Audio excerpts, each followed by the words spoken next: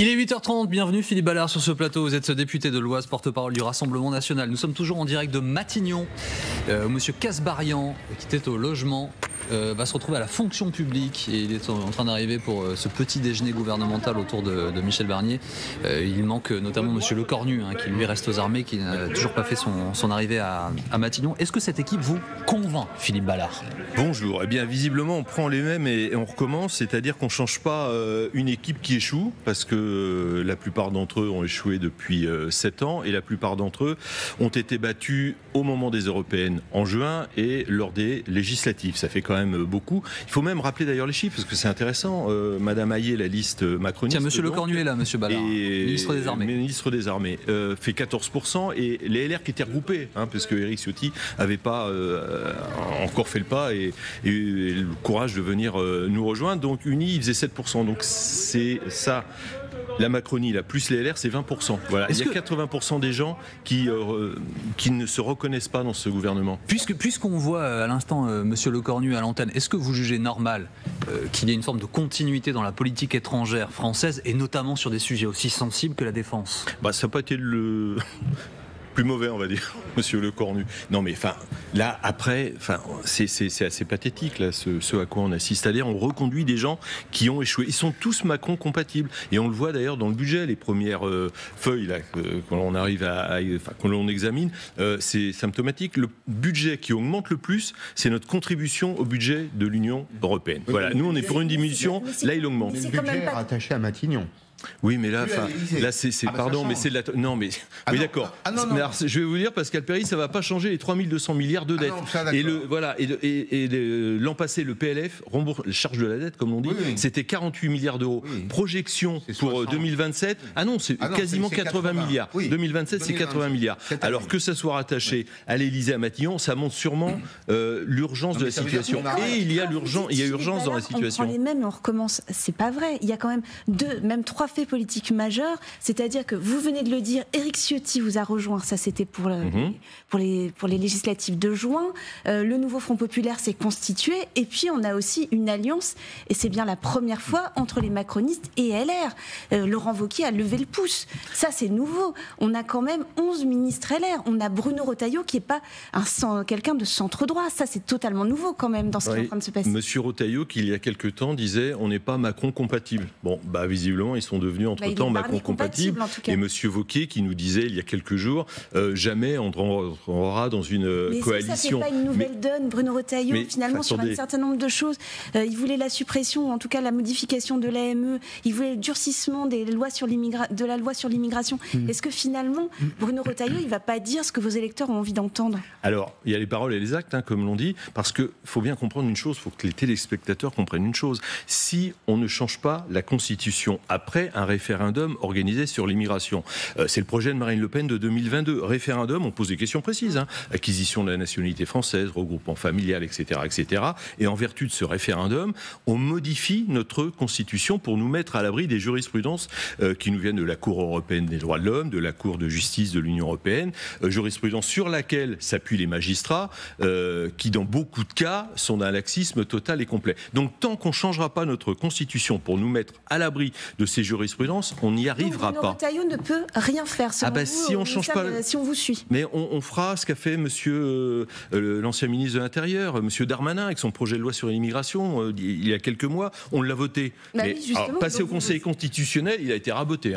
Il ne restait plus rien. Parce qu'on n'avait pas modifié la Constitution. Vous l'avez voté parce que vous pensiez, à vos yeux, que ça allait dans le bon sens. Ça va mais c'est notre boussole. Vous savez, moi, la phrase de Marine Le Pen, je l'ai retenue. C'était en juillet 2022, la première réunion de groupe. Elle nous a dit vous n'aurez qu'une seule boussole dans vos votes, c'est est-ce que ce texte va dans l'intérêt de la France et des Français. Si ça va dans l'intérêt de la France et des Français, même si le compte n'y est pas, et là, il n'y était pas avec ce projet de loi sur l'immigration de M. Darmanin, quand même, il y avait des choses qui allaient dans le bon sens. On l'a voté, mais si on ne change pas la Constitution, on n'y arrivera pas. Un cas de figure très simple, les OQTF, parce que ça a été un grand sujet, obligation de quitter le territoire français. Les Algériens ne veulent pas les reprendre quand il s'agit de l'Algérie, de citoyens qui ont la double nationalité. Bon, comment ferez-vous ? Alors, on arrête d'acheter du gaz à l'Algérie, on rompt nos relations diplomatiques avec eux. Quels sont les leviers Quels sont les C'est déjà un peu le cas d'ailleurs. Les relations, il n'y a plus d'ambassadeur d'Algérie en France. Non, mais il y a toujours des relations diplomatiques. Oui, mais bon. Mais quelle arme disposons-nous concrètement? Alors, deux choses. Déjà, quand on dit OQTF, en fait, obligation, c'est pas tellement une obligation. On demande gentiment aux gens, est-ce que vous auriez l'obligeance de quitter le territoire français? Puis après, ils s'égayent dans la nature, on ne sait pas où ils passent. Mais après, c'est un bras de fer. C'est vrai, ça sera un bras de fer, ça va tanguer. C'est-à-dire plus de visas, par exemple, et puis la coopération économique, on l'arrête. Vous savez qu'on verse 800 millions d'euros à l'Algérie tous les ans au titre du développement économique. Et après, on va voir Bruxelles, on leur dit vous arrêtez la coopération économique, puis tous les flux financiers, Western Union et autres, on les bloque aussi. Et on verra. Mais ça, c'est ce qui s'est passé entre l'Espagne et le Maroc.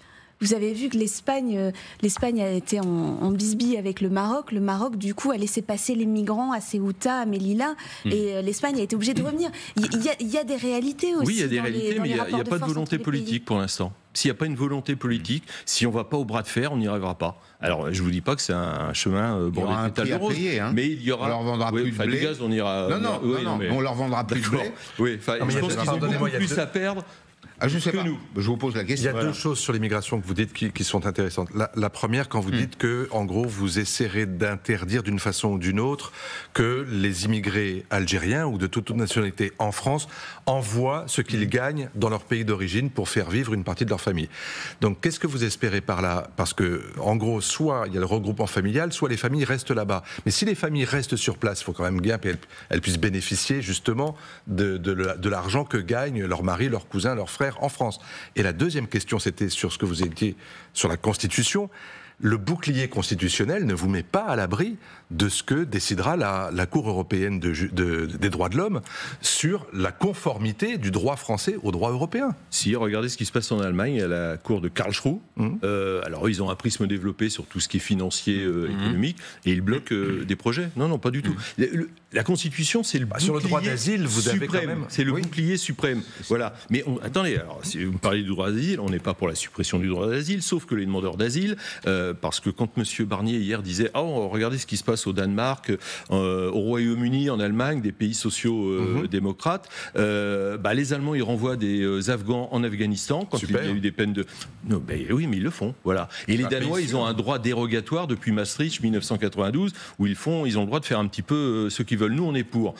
En ce qui concerne le droit d'asile, les demandes d'asile déposées dans les ambassades et les consulats. Voilà. Et pas arriver en France, 150 000 demandes d'asile par an. Et en fait, à l'arrivée, que vous soyez débouté ou pas, vous restez sur... Philippe Ballard, depuis le début de cet entretien, vous êtes très très critique de cette nouvelle équipe gouvernementale qui est d'ailleurs arrivée, vous l'avez suivi avec nous à Matignon, pour un petit déjeuner gouvernemental.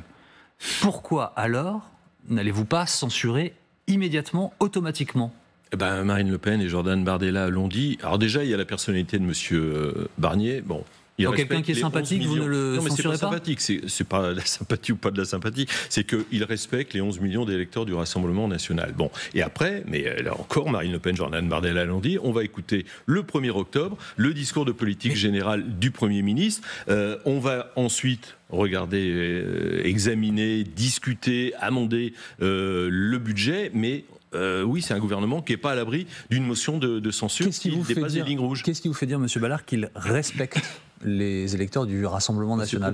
Si vous voulez, la censure, c'était direct avec Mme Castet, évidemment, avec M. Xavier Bertrand, qui est pourtant, alors, a priori, toujours LR, enfin, qui, crache un petit peu à la figure des électeurs du Rassemblement national. Ça aurait été une censure pour d'autres noms. On a été très clair. Bon, voilà, il n'y a pas de censure. Alors, c'est quoi une ligne rouge ? Soyons concrets, s'il vous plaît, pour les gens qui nous regardent. Vous dites ce matin, s'il y a une ligne rouge, nous censurons. Oui. Donnez-nous un exemple. Fiscalité, par exemple, il y a des impôts pour les classes moyennes, les PME, les TPE, ça sera censure directe. Vous accepterez l'impôt sur les grandes fortunes, éventuellement ? Vous considérez que c'est Nous, on a l'IFF.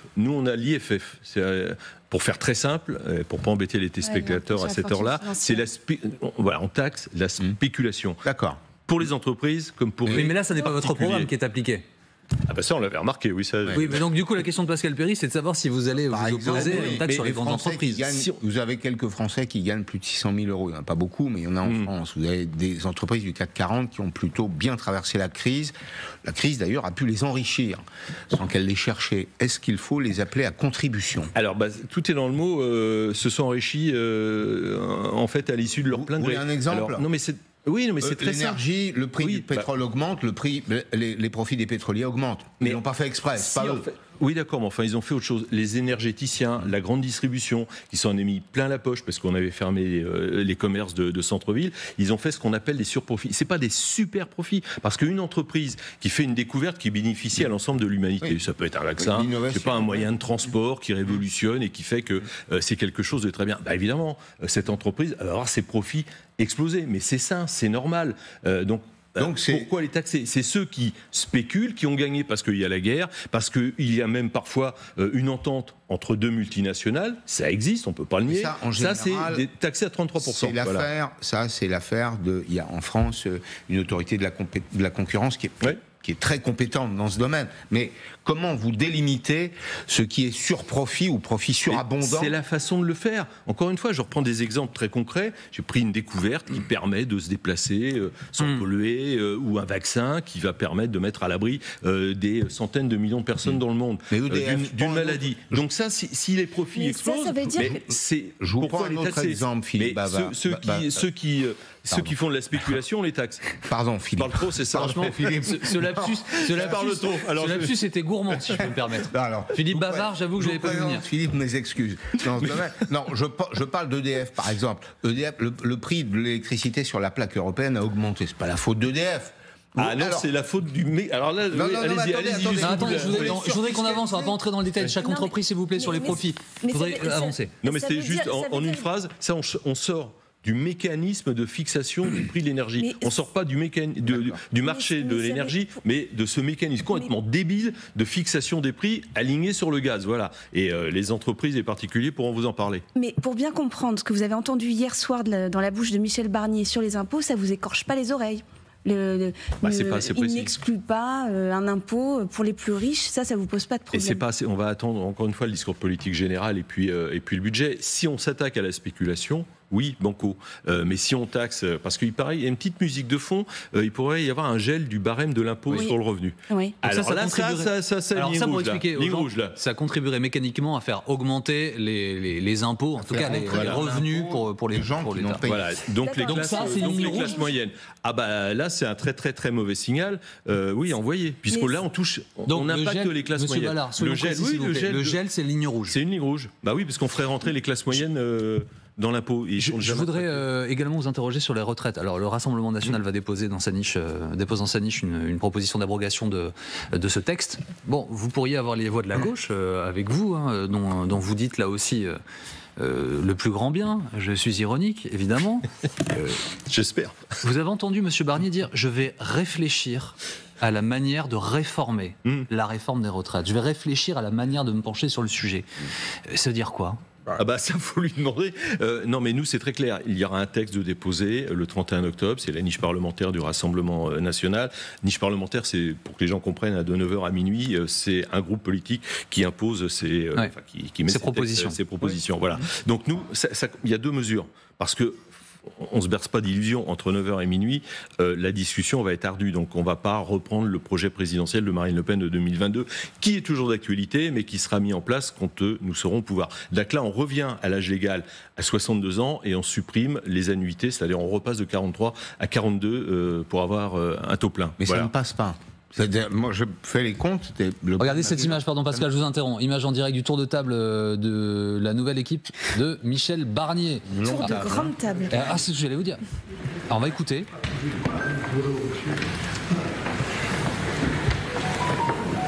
Il faut couper les téléphones, mesdames et messieurs. Michel Barnier qui accueille son équipe. Pas le Conseil des ministres, c'est une réunion des ministres. Alors, il le précise. Merci beaucoup, monsieur. Oui. Alors, Michel Barnier le précise, parce qu'il y aura à peu près la même scène cet après-midi à l'Élysée, sauf que le président de la République se trouvera en face de la table. Mais là, on comprend très bien pourquoi il a fait ça, Michel Barnier. C'est une façon de dire le chef, c'est moi. Et il dit bien, c'est pas un Conseil des ministres. Façon de dire que quelque part, c'en est un. En tout cas, tout le monde est bien sage et attend que les échanges débutent. Pardonnez-moi, je vous interromps, monsieur Ballard. On parlait des retraites, on disait, Philippe Ballard, 62 ans, 42 ans d'annuité, vous faites les comptes comme vous voulez.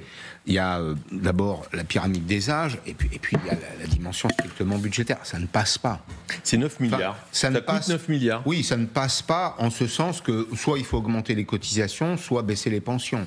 Non, mais c'est un coût. C'est le programme de la présidentielle de 2022. On l'avait chiffré à 9 milliards d'euros. Mais en politique, on fait des choix. Mais par contre, on va faire des économies ailleurs, sur la politique migratoire, sur la fraude fiscale, sociale, sur notre contribution au budget de l'Union européenne. On en parlait tout à l'heure. Et alors, ensuite, pour que ça soit très clair, c'est 62 ans, mais il faudra 42 annuités pour avoir une retraite à taux plein quand on commence à travailler après 20 ans. On va cranter, si vous voulez, année après année.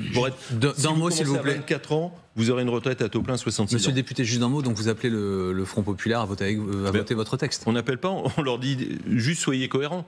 Enfin, vous l'avez combattu et vous la combattez, cette réforme des retraites. Donc si vous êtes cohérent avec vous-même, votez le texte que nous allons présenter le 31 octobre. Merci beaucoup, monsieur Ballard, d'avoir été avec nous ce matin en direct sur LCI.